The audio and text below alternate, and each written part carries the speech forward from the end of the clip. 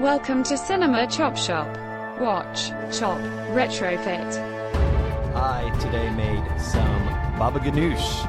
Oh, the Japanese eggplants. The Japanese eggplant. Shawn gave me some plants earlier this year. They are eggplant, and the Japanese variety, I believe, it's pronounced emoji. But I did make some delicious smoked Ikiban baba ganoush. Very nice. But this isn't a farm report, nor a recipes podcast. This is Cinema Chop Shop. We're a movie podcast. And we're back again, continuing our unofficial summer-themed episodes. We're going to talk about summer vacation movies today. I'm your host, Shawn, and I'm joined by Todd. Howdy. And Travisito. Emoji is a Japanese word. Yeah. And unfortunately, Joey Poole cannot be here tonight. He had a family matter that he's tending to, so we wish him and his extended family well. All right. Summer vacation movies not named National Lampoon's franchise vacation movies. Right. And that even counts the remake with Ed Helms. Yes. Not remake, reboot. Let's call it a reboot. That didn't take off. So yeah, it's very specific type of vacation movie because it takes place during summer. Especially appeals to younger people because they have summer break from school, but also people in the education profession. I was thinking about this. Do people still do summer vacations that work year round? And can they afford it? Can they That's take what I the was time thinking off? about Like with summer rental. I was summer like, vacations? he seems like a middle class guy. When I was a kid, we always did the summer vacation. It was usually a week in Florida on the Gulf Coast, or in the mountains in like Gatlinburg kind of thing. Well, at one point they say how much the summer place is for. In the movie that we're going to talk about in a few minutes, they say how much it is per week. Yes. And then we could look up how much an air traffic controller made at the time. Oh yeah. We'll get into that in a second. But yeah, I have not taken a summer vacation proper in ages. I can't stop long enough for work to do a full week off, unless it's around Christmas time or something like that when everyone else is off as well. The idea of summer vacation is so foreign to me at this point, but I had fond memories of it as a kid. Yeah. Well, I don't know. As a married couple without children, Michelle and I still do get to experience somewhat of a summer vacation, which is awesome. But yeah, when I was a kid, my grandparents had a trailer, and this is kind of something that doesn't really exist now, but a trailer at Ocean Lakes. And middle-class people back then, you could have your own trailer at these.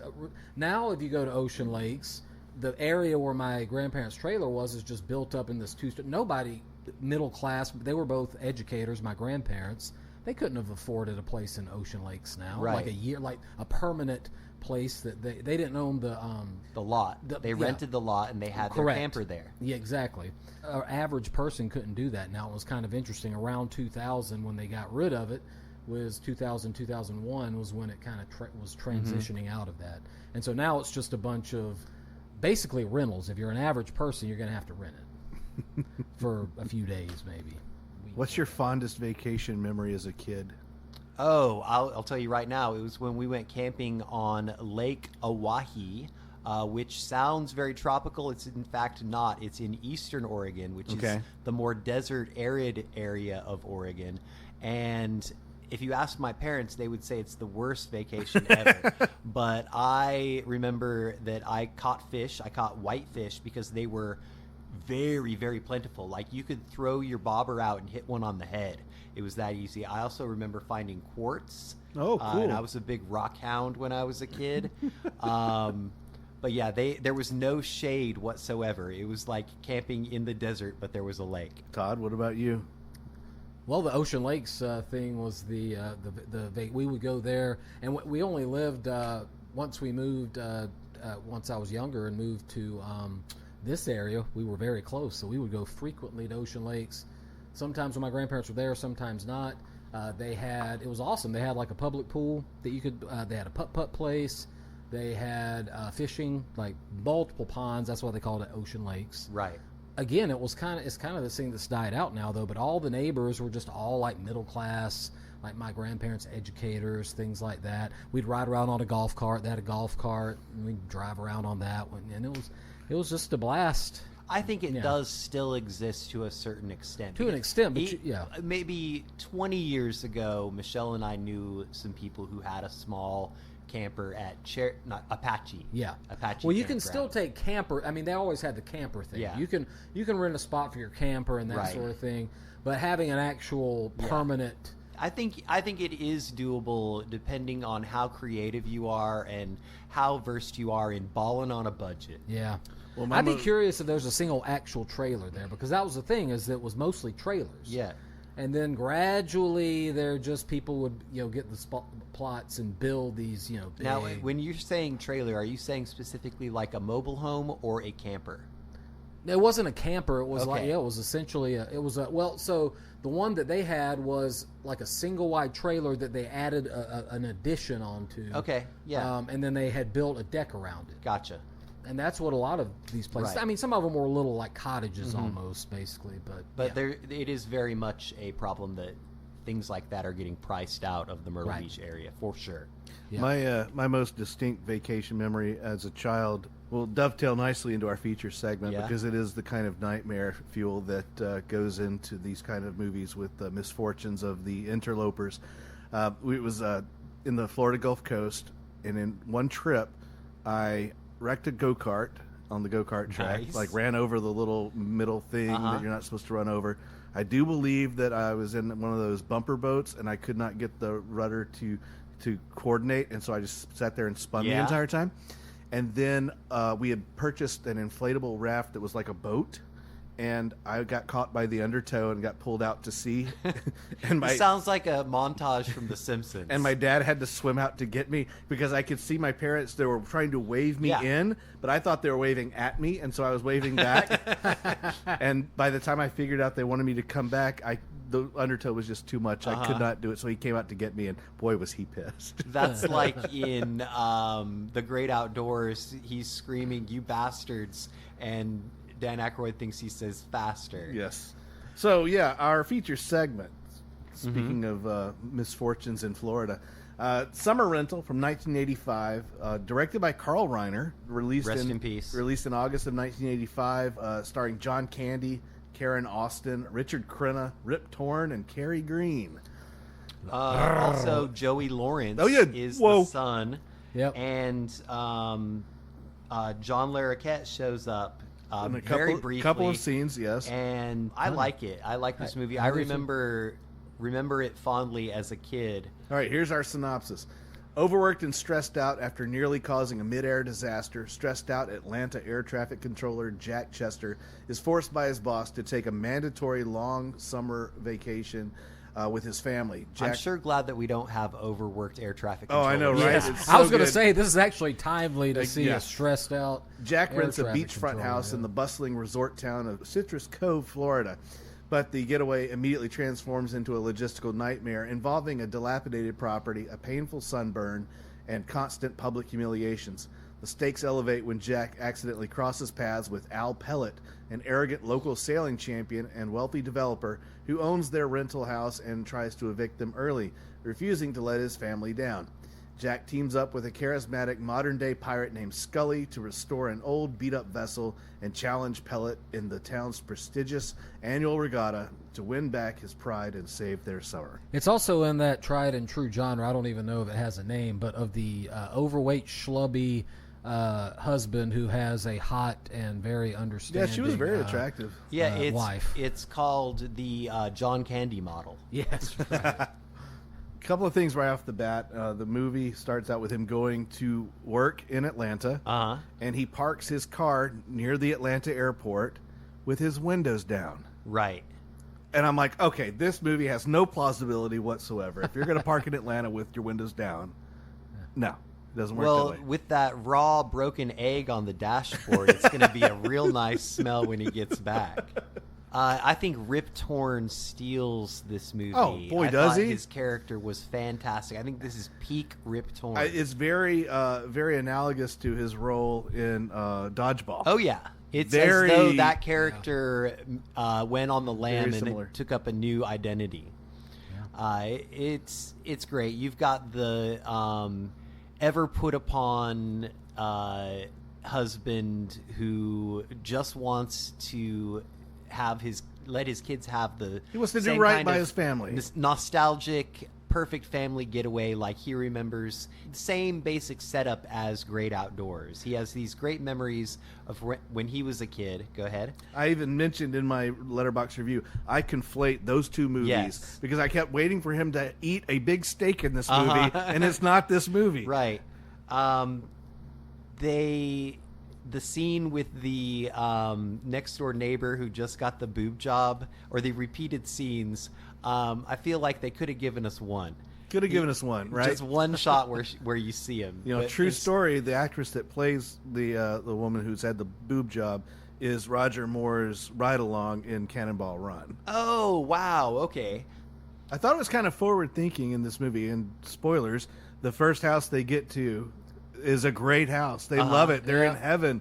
Turns out they're on Sunset Lane instead of Sunset Street or whatever it is. Yeah. And the house is owned by an African-American family, which I thought was kind of forward-thinking because it's not the typical thing you associate with. It's also playing on that irony a little bit because he opens the door and assumes that it couldn't possibly be the owner of the house, right? Because it's a black guy, right? Exactly. So for 1985, I thought that was an interesting choice to make, because it was clearly an affluent person's home, right, and an affluent neighborhood. So, and I think Travis is right. They nodded to it a little bit, but they didn't overplay it because they didn't want the movie to become about So I thought that was kind of neat. And had he not been black, the character would have stayed the exact same. Sure. Right, exactly. Yeah. So hats off to them for that. Richard Crenna playing the bad from guy. Rambo, right? Yeah. Oh my God, was he? He was hamming it up in this movie, big time. He was having a good time. Big time. You know, they wait for the cocky, snobby yacht club land developer. Is he a land developer? He is a land developer. Yes, he is. Yep.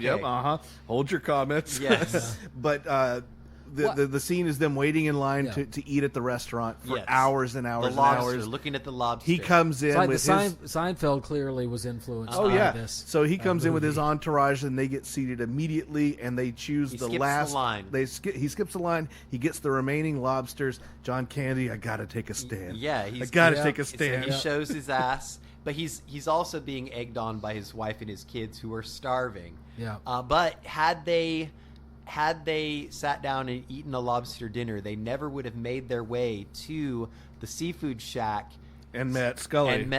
And got served fish sticks. And the seafood shack just happens the fish sticks are hilarious. to have an old sailboat built into it. It's like part of the construction of this restaurant. It's kind of like Tubbs with the Airstream for the bar. Not come into play at all later. No, not at all. But fish sticks was totally an 80s thing, too, because do people even eat fish sticks anymore? I mean, I'm sure they sell them. Yeah, they sell them at the store.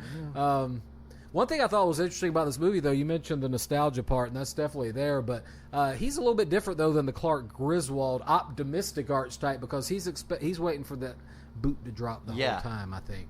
And he's, kind of not even surprised ultimately when, bad things are happening, that kind of thing. Right. Which I thought was kind of interesting twist. Well, you live in Atlanta, you're kind of a little streetwise, so. Yep. Because at the beginning of the movie, I mean, he's got a little bit of negativity about him the whole time. Beginning of the movie, his wife's nagging him about drinking the coffee and stuff like that, and he has an incident in traffic, and there's always this sort of negative edge to his outlook, I would say. That he has an incident with that other car, and that other car shows back up later. Right. But they don't even really get into it. They could have paid that off a little bit better. Yeah. The scene where Candy goes next door to the lady's house where she's showing off her freshly implanted breast. The bedlam that ensues at the house that they're renting, where people just show up and take over the home. That was great. That was a great scene because it starts out with somebody wanting to let their kid use the bathroom. Fairly innocently. She knows she probably shouldn't, but it's an emergency. Next thing you know, the entire house is overrun with people that are just using and abusing the home. Freeloaders and squatters. Yeah. And John Candy really blows up at them in Yeah. true John Candy fashion Yep. and lets them have it. Except for also the has one guy who just wanted to watch the Smurfs. He wanted to watch the Smurfs, man. I thought it was an odd choice, the Smurfs. Yeah, the Smurfs were super popular. Well, they at the were time. popular, but it's also painting that one-off character as very juvenile and simple. Yes, he was a Yeah. bit simple. Yeah. The conflict, of course, in this film is between John Candy and Richard Crenna. Crenna, as I mentioned, owns the rental, or he purchases it. He buys it from the dead guy's estate. Like the original owner, that once they get the property sorted out, the real owner, the renter, is in the ICU after an accident. Yes. Which he gets a call from the rental office, and he's like, he's out of the ICU. And he's like, great, we'll come down and sort this out. Well, it turns out he's out of the ICU into his funeral. He dies. Yes. And so John Candy shows up and is basically a witness to Richard Crenna's character buying the rental property off of this dead man's estate. And he says, I would have given you a great price. So the man was obviously unwilling to sell it, but now since he's dead, the bank's gonna go ahead and do it. Right. So now we've got our conflict established. Because Right. they And already if you think hate about- each other, and he's going to kick the family Kick him out. So But instead, John Candy proposes a bet. basically a double or nothing kind of thing. And if you think about it, the plot's a little bit of like the Money Pit plus National Lampoon's Vacation. We're about to see this plot again later on in this episode. Right, Just you right. wait. But yes, so the double or nothing plot is that we're going to beat you in the regatta. If we win, we get to stay in the rental and for free, rent free. Rent free. Or if what was the caveat? If Crenna wins, We'll leave right away, and you get to keep the rent that that I tried to pay So you. there we go. We have the dilemma of getting a seaworthy boat together to compete against the champion. You got a great fixer-up montage. A huge montage, including you've got Scully, of course, with John Candy, the whole family. They're fixing up the boat that was built into the restaurant. The cook he kind of becomes a character throughout this, and then at some point the breast implant lady and her husband show up to help out, and the wife paints herself into a corner, literally. And so the race is on. It's regatta day, right? Mm-hmm. And of course, it's gonna be. It wouldn't be an '80s movie if it didn't come down to our two main antagonist and protagonist. Go ahead. I would be remiss if we didn't bring up Cary Green in this. This is their second movie. Well, I was going to after say Goonies, right? Goonies. from the I mean, big crush. Todd's from the obviously 80s. gooning over here. Yeah. You mentioned recently that movie is the title is going to take on a whole new meaning. It does take on a new It already meaning, does. yeah. Like if you even see the poster. But she's the young, not sexually active, but she's a teenager and She's blossoming. And she's blossoming, and she's got her Well, if eye you on the were guys.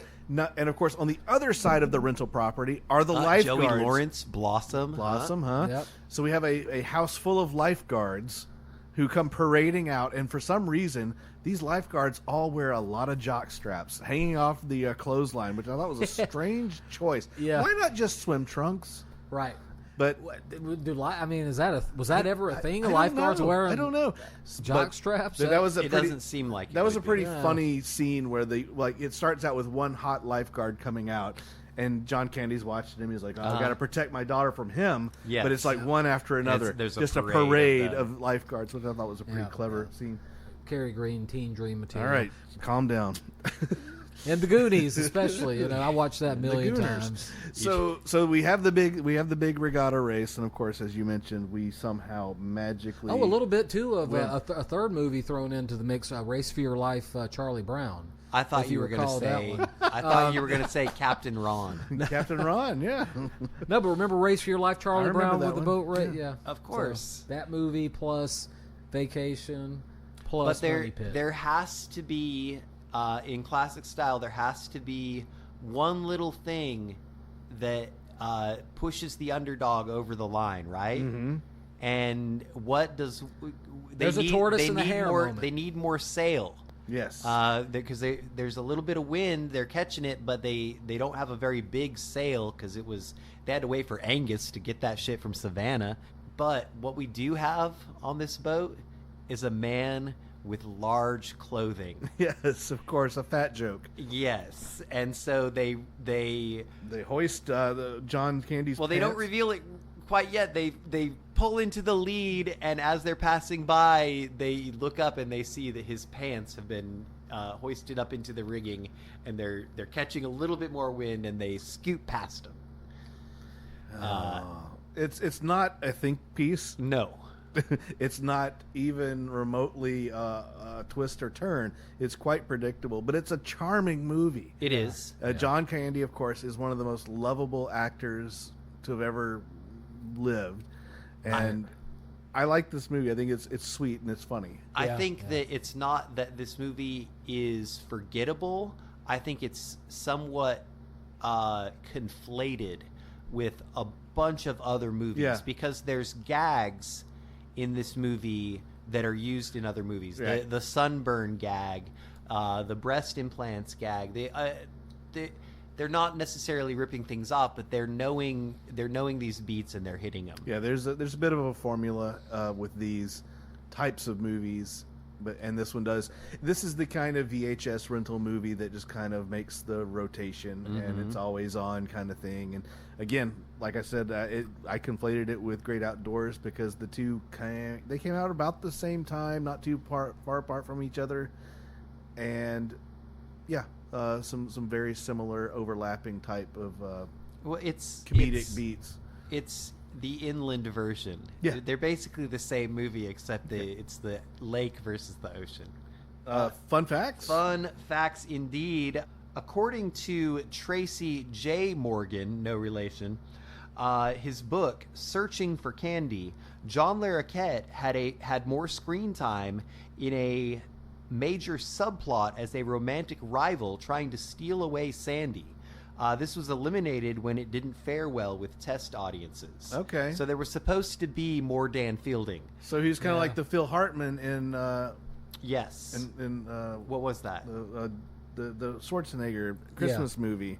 The Jingle All the Way. Jingle All the Way. A lot like that, yes. Yeah.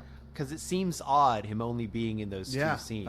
Or Michael Richard in Problem Child. And then the photos seen during the end credits were actually taken by actress Karen Austin, who was given a book on photography by John Candy himself so that he and the other actors had something to do when they were not filming. Well, that's pretty cool. You know, I mentioned this to one or both of you. It's interesting that she had a telephoto lens on her camera at all times. Because she only throughout does the entire movie, far away shots, except that like from like sitting 3 feet from her husband, she's using a telephoto to take his picture. I'm like, honey, that picture's not going to turn out. You can like see every pore. All right, well then that was Summer Rental by John Candy. Fun movie, pure nostalgia. Yeah. And that's it. So we're going to jump into our intermission and come back and talk about our individual picks. But not before we say, let's all go to the lobby. Let's all go to the lobby. Let's all go to the lobby and get ourselves some summer sausage. Yum, yum. It's time for a tasty and refreshing snack. We promise to satisfy your hunger, your thirst, your sweet tooth. So visit our refreshment center now. Let's go. And we're back. A couple of us peed. One of us peed in the yard. Only one. So we're playing fast and loose. There was no crossing of streams. We don't generally try to be too political on this show, but every once in a while I do go through our analytics and look and see the tens of listeners who listen to our podcast. And I noticed that we had a download in the last 7 days from Palestine. Disputed territories is what it was listed as. Hell yeah, free Palestine. So I don't want to get too political, but I do hope that our podcast offered you a moment of levity. Yeah. During what can't possibly be a very easy time for you. So CCS, doing our part. Doing our part. All right, we're back, and we're going to jump into our individual picks. Todd, you're up with a geometric movie. Tra-la-la-la-la, triangle. Correct. 2009's Triangle, which is an Aussie flick from our friends over the pond. Or technically it's a British film, but it's directed by a guy named Christopher Smith. So he's directed a movie called Creep, not the Creep with Mark Duplass brothers. A film from 2004. That movie Creep is actually a documentary about the early 2000s R&B song. Okay, yeah. If Joey were here, he would sing it for us right now. Yes. 2009, Christopher Smith. It is really interesting film. It's loosely based on the Sisyphus myth. If you're not familiar with the Sisyphus myth, this is the myth of a fellow pushing the boulder up the mountain, but it rolls only to have it roll down on him every time and he's doing this for eternity. Pushing the boulder up, having it roll back down, never completes the mission. Also influenced by The Twilight Zone from the 50s and 60s. A British anthology film called Dead of Night is another one that has this kind of loopy plot. And Groundhog Day. Yeah, Groundhog Day is in there. Triangle is starring Melissa George, and a young Liam Hemsworth appears in this as well. And the plot centers around a woman who is a mother, has an autistic son, which we find out later in the movie. A lot of the details slowly appear to us throughout the different plot machinations. But at the beginning of the movie, this woman seems very confused as she's going on a boat to go on a boating trip with a group of people. Most of whom she doesn't know, but there's a guy with her who seems to be a boyfriend or something like that. But again, she seems very out of it and confused. We don't know why initially. Once she gets on the boat, weird things start happening. Mysterious people start popping up who we don't see initially. We don't know who they are, doing weird things, attacking the people at times, etc. And so eventually, and there are going to have to be some spoiler alerts in order for this to make any sense at all to talk about.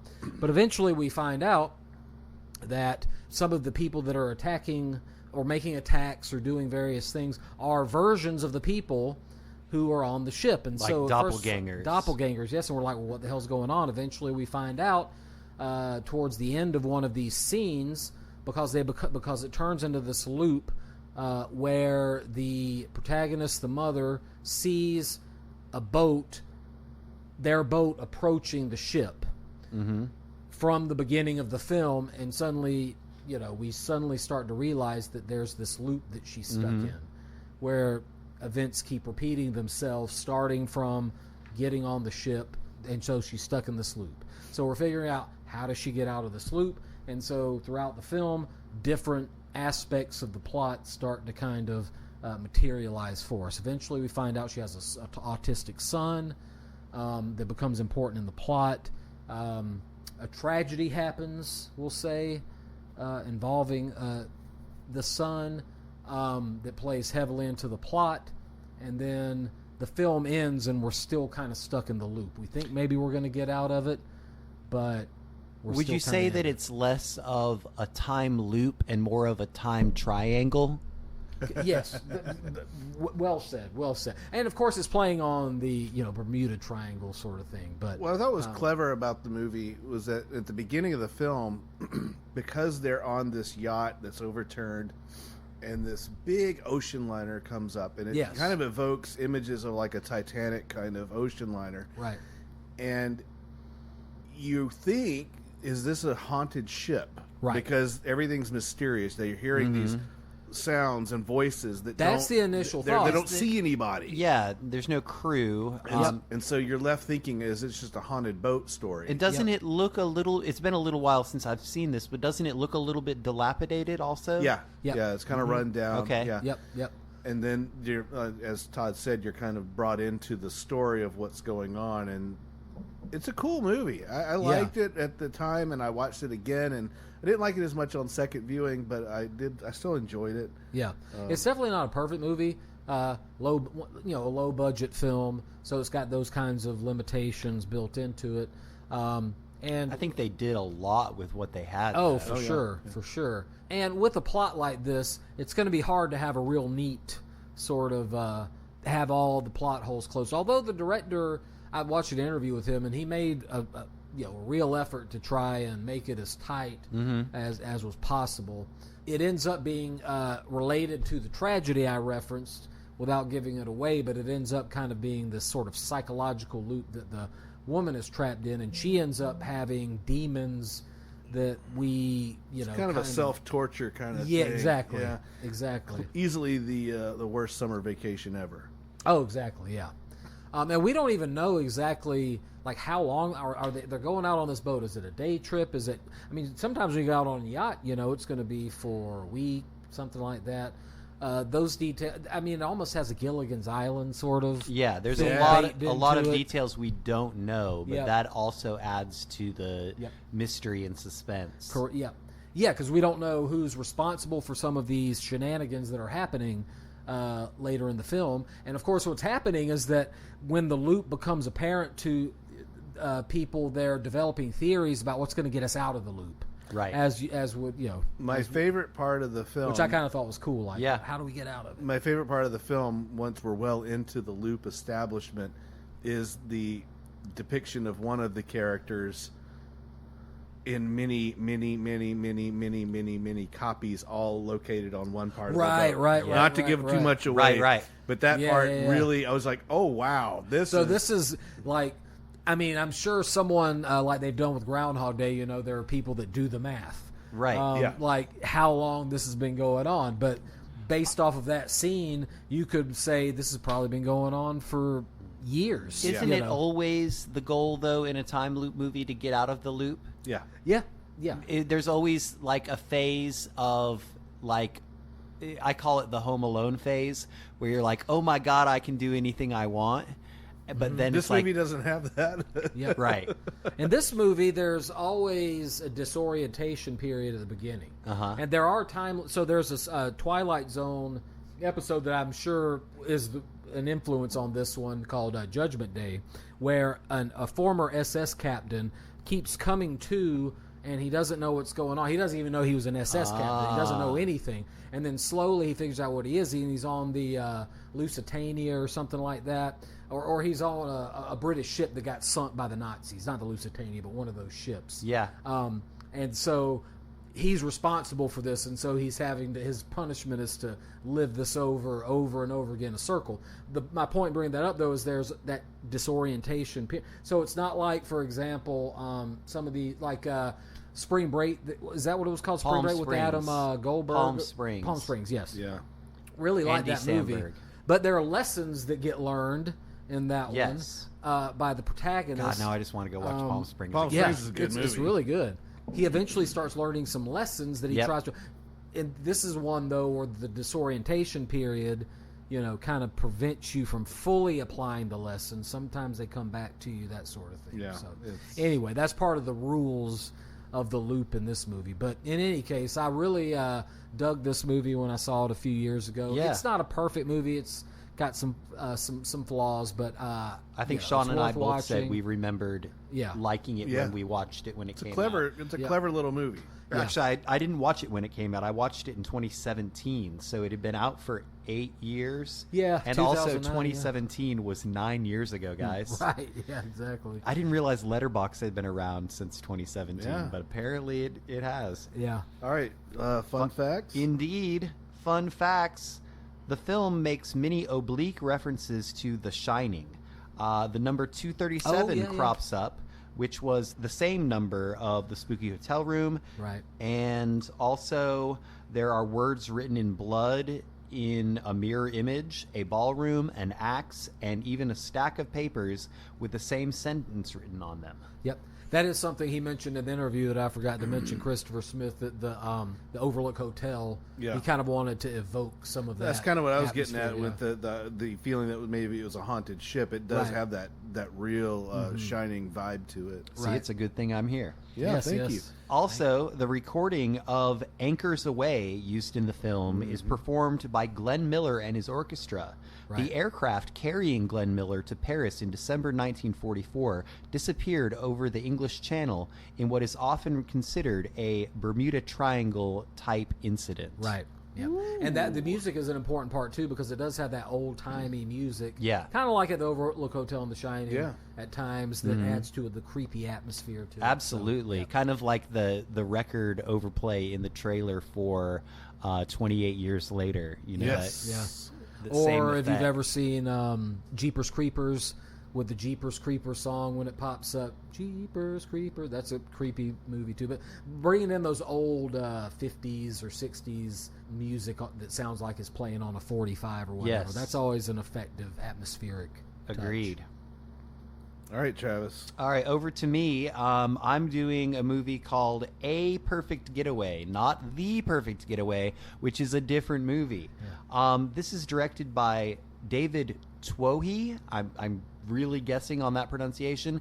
Twohy. He also directed the Riddick movies, Pitch Black, Chronicles of Riddick, Riddick, and then I believe there's another one that's in production.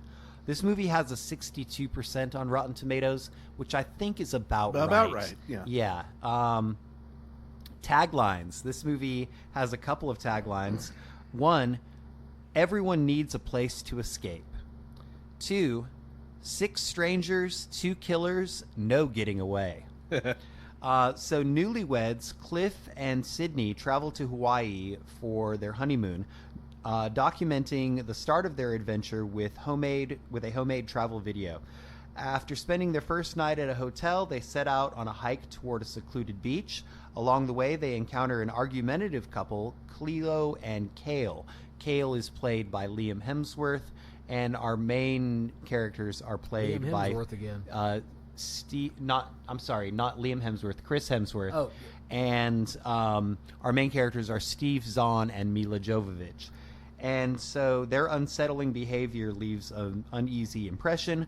Later, Cliff and Sydney join forces with fellow travelers Nick and Gina, which are Timothy Oliphant, and I don't remember the actress who plays his girlfriend, but she was great. And the four continue their trek together through the island wilderness. Their journey takes a darker turn when news spreads of a brutal double murder on the island. Authorities believe a man and a woman are responsible, causing suspicion to grow among the hikers. Encounters with the volatile Cale and Cleo only heighten tensions, while Nick repeatedly shares stories of his military past and life-saving surgery that left metal plates in his skull.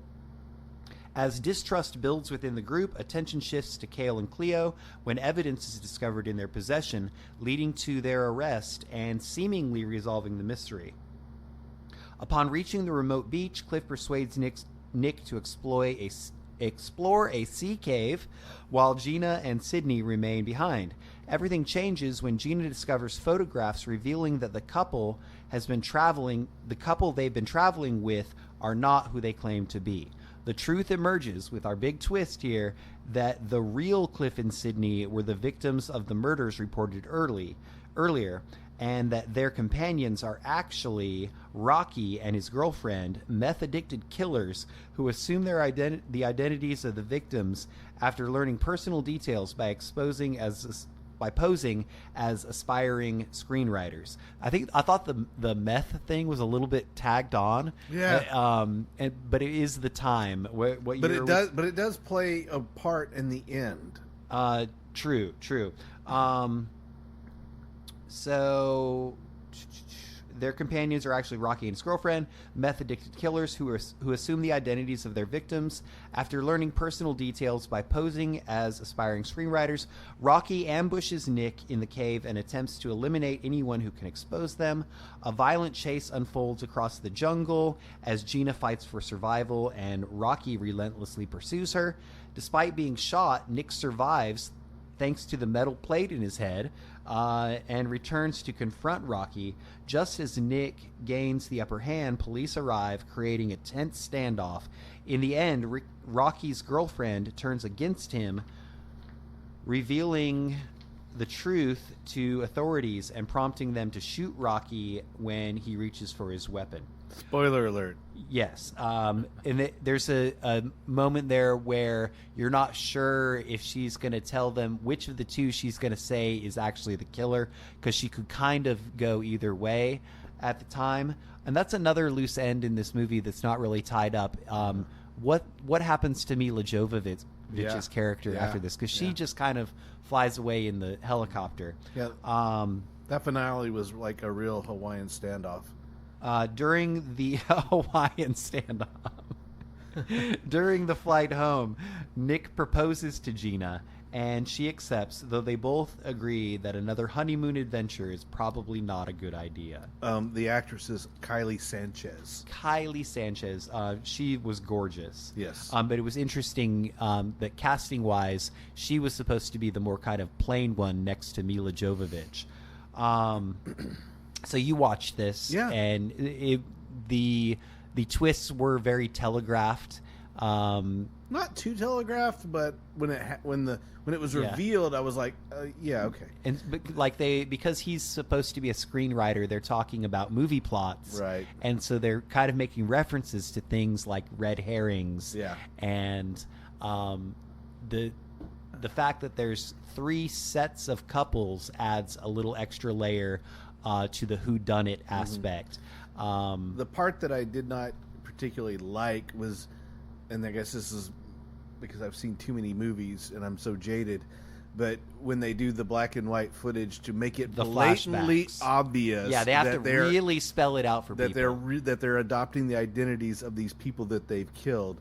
I was like, okay, I get it, but then I was like, what? Wait a minute, I know some people who would not get it. Well, they don't have to, but they do usually appeal to the lowest common denominator in terms of who's going to understand. And would it be a better movie if they left a little bit of that up to the viewer? I agree. I think it would, yes. But interesting that they chose Hawaii as the destination. We're still in America, but it doesn't feel like we're in America because it's not continental U.S. Right. Yeah. But it feels like they're in another country, even though we are still in American jurisdiction. Some of the shooting locations were in like Jamaica and places like that. Overall, like I said at the top, I feel like the 60s percentage-wise on Rotten Tomatoes is pretty apt. I rewatched it today, and I wasn't bored, so there's that. Yeah. Fun facts? Yeah. The film was promoted with several videos posted on YouTube. The reports, attributed to a fictional news agency, Global Digital News, created by Universal Pictures, detailed a string of homicides targeting honeymooning couples. They were posted to a YouTube channel designed to look like a local news station. So they tried to do some like viral marketing with it, a la like Blair Witch, if YouTube had been a thing. Yeah. Was YouTube around when Blair Witch? I didn't think so. Also, director David Twohy has been quoted in interviews as saying that he had to battle with the studio to allow the movie to continue on with an R rating instead of a PG-13 rating. He wanted to go for that higher rating. There is an unrated director's cut DVD and Blu-ray that were released in 2009. And if you look this movie up on IMDb, right underneath it, you'll see A Perfect Getaway, the shocking original scripted ending, right? And so I'm assuming that's included on the DVD. Okay. But I went onto YouTube and looked that up, and you can find what's called alternate ending. And in the alternate ending, instead of Rocky, Steve Zahn's character, getting shot by the sniper from the helicopter, Timothy Oliphant's girlfriend roundhouse kicks him in the head. Oh, nice. Which I think might have been for the PG-13 cut, but I kind of like that. Yeah, we'll never know. Yeah, and that's it. Okay, cool. Nice. As they say in comedy, tell me if you've heard this one before. Yes. My movie is One Crazy Summer from 1986. Hell yes.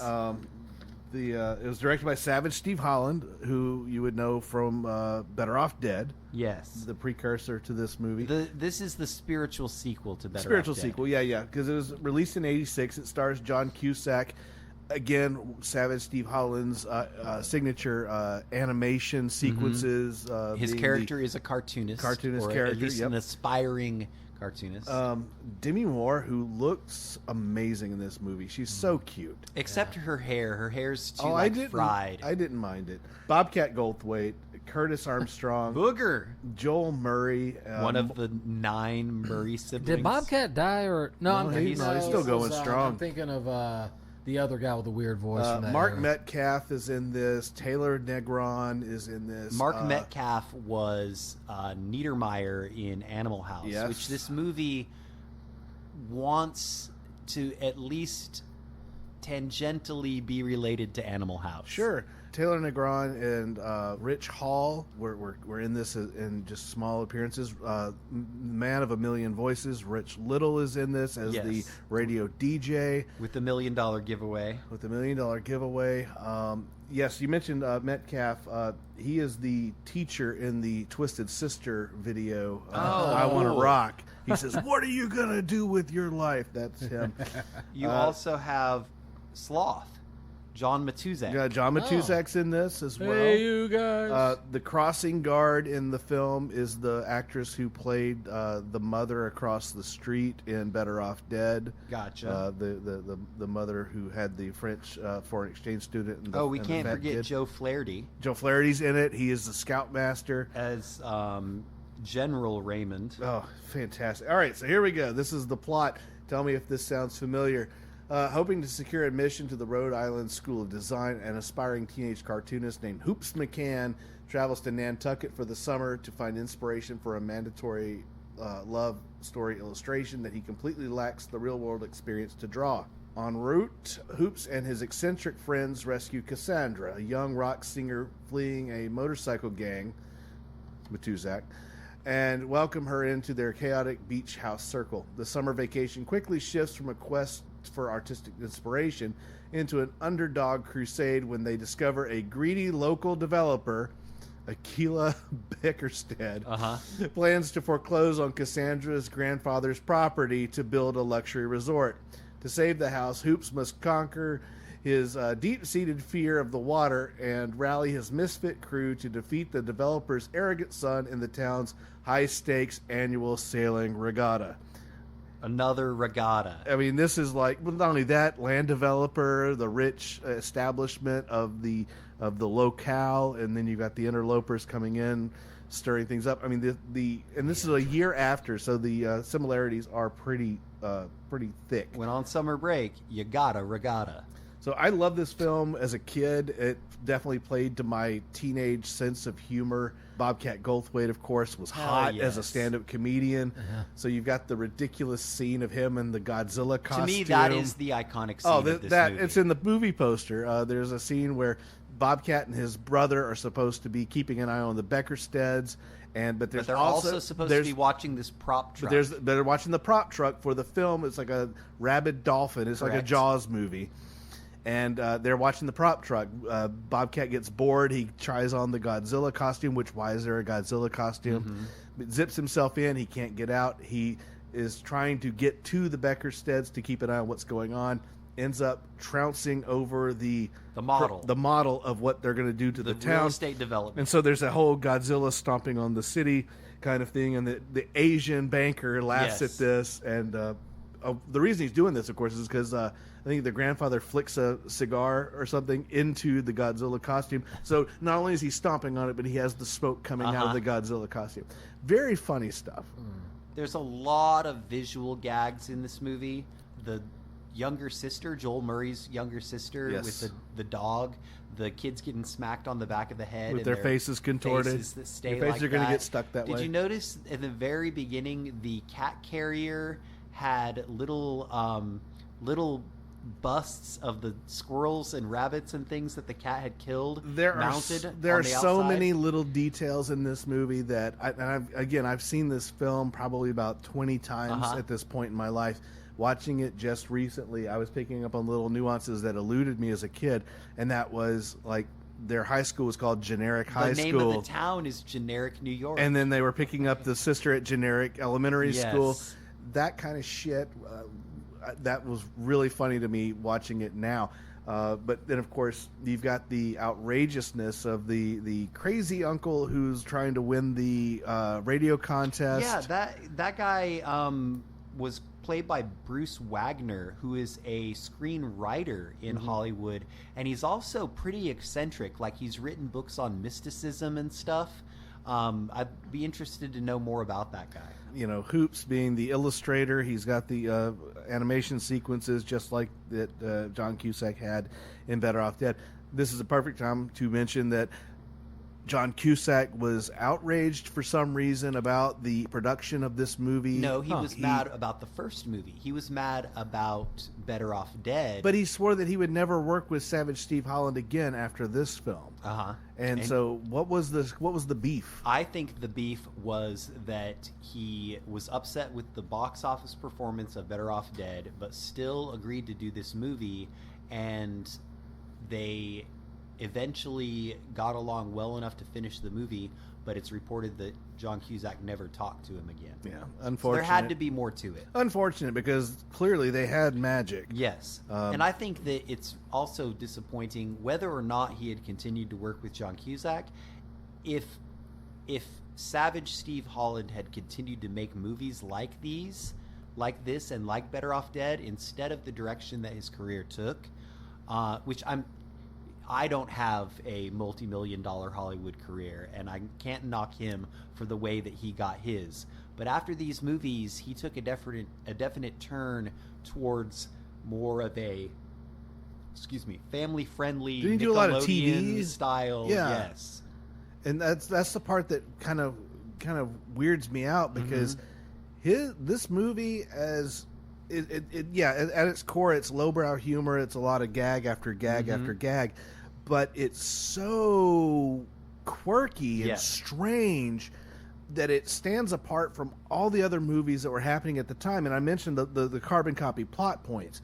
Yes. You take this plot and you compare it to Summer Rental, and yes, plot for plot, it's very similar. But in the execution, you have a completely different film that just feels so unlike anything else that was being made at the time. And that's the part about Savage Steve Holland stuff that I really enjoyed, is that this guy is on a different wavelength. Yes. And yeah, like you said, it's a damn shame that he chose to go the secure route and go with the safe money makers, because this stuff is still holding up, because it is so weird. If Summer Rental is Reader's Digest, then this is Mad Magazine. Yes, exactly.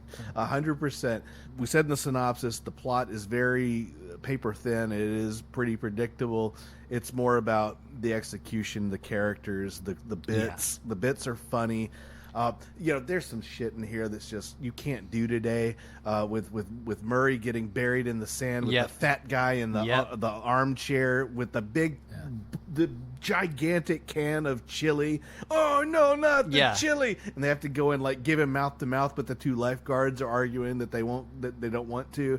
I mean, there's shit like that in this that is very unique, and it's also very isolated in that particular point in time. It's just not going to get done today. We should also, comparatively, the thing that pushes them across the edge in the regatta is a Ferrari motor, because Teddy, when he dropped it off at the Stork Twins auto shop to get worked on, he punched the taller Stork brother, and it made Bobcat really mad. So they took the engine out of the Ferrari and put it, and surreptitiously put it in the sailboat, and they blow the hatch and they win the race. The guy that played Teddy did not go on to do a whole heck of a lot. Jeremy Piven is his underling. Oh yeah, Piven is his underling. His henchman. I think Piven did not have to make much of a stretch for this role. Nope. This is very much who I expect Jeremy Piven to be in real life. Yeah. The blonde girlfriend, whew, cutie. Oh yeah, the actress is Kimberly Foster. Kimberly Foster playing Cookie Campbell. Yeah, and Joel Murray ends up nabbing her at the end of the film, which I thought was kind of a Nice. And he says, "Fuck it." Nice fantasy fulfillment for the nerds. I thought that was pretty cool. He catches her off guard. He says, "Hey, Cookie, why don't we stop playing these games?" And she just kind of smiles and respects the confidence and goes for it. And then the other thing about this movie, you get to see in a montage sequence hand-drawn animation, how it's done. They set up the assembly line.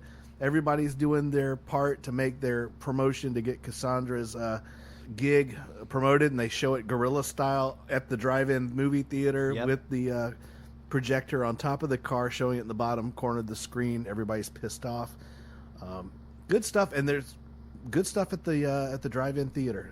That part, and then Hoops when he goes on the date with the blonde girl. And gets spotted by Piven. That dirty fuck. Great movie. I can't fault it. I love it so much. I think it's got about a 45 and that's on Rotten Tomatoes. Crime. Yeah. This again, as I said, formula-wise, yes, it is a very basic bitch movie, but execution is what makes this a cut above the rest, in my opinion. And I hold this movie in high esteem. I know this is my summer vacation movie. I think it definitely encapsulates the summer vacation experience.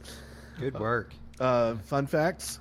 According to Savage Steve Holland, he and John Cusack did not get along during filming.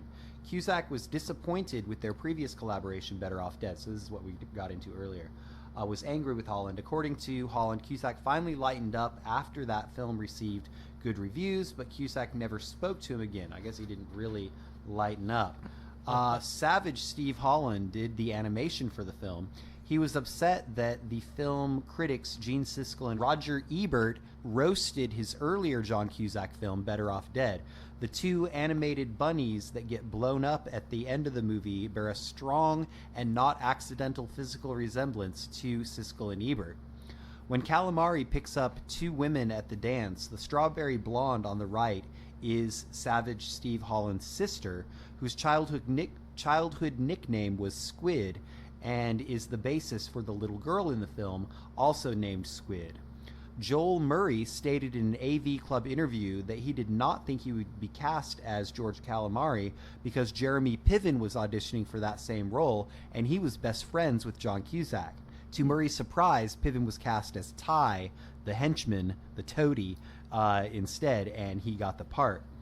And then finally, the little teddy bear that George's grandmother gives to his sister is the same little teddy bear that Lane Meyer has for a gift for Beth in Better Off Dead, the previous Savage Steve Holland and John another movie. And this is out of left field, but the other weird casting, the grandmother that's very funny, gives them a bill after they eat their food. Oh, that was great. I laughed out loud at that. So she is the one of the grandmothers in 16 Candles. Billy Bird is the actress's name. So such good casting in this movie. A lot of connective tissue to other cool cult classic type movies. All right. That's Summer Vacation. We're going to go one more round with summer films next episode. We're doing summer camp movies. Summer Camp. Wet Hot American Summer. Meatballs. Ernest Goes to Camp. Ernest Goes to Camp. Sleepaway Camp. I can sing the soundtrack from Ernest Goes to Camp for everyone. Adam's Family Values. Yeah, so we've got some good stuff. Ernest Goes to Camp is actually a musical, if you actually think back on it. We'll let you argue that in the next episode. I will. In the meantime, please rate, review, subscribe. Check us out on social media. We're Cinema Chop Shop everywhere except for YouTube and Blue Sky, where we are Cinema Chop Shop Podcast. Please love your neighbor. Tell people you love them. Love total strangers because we need it more than ever. Free Palestine. And in the meantime, please remember to Watch, Chop, Retrofit. We missed you, Joey Poole.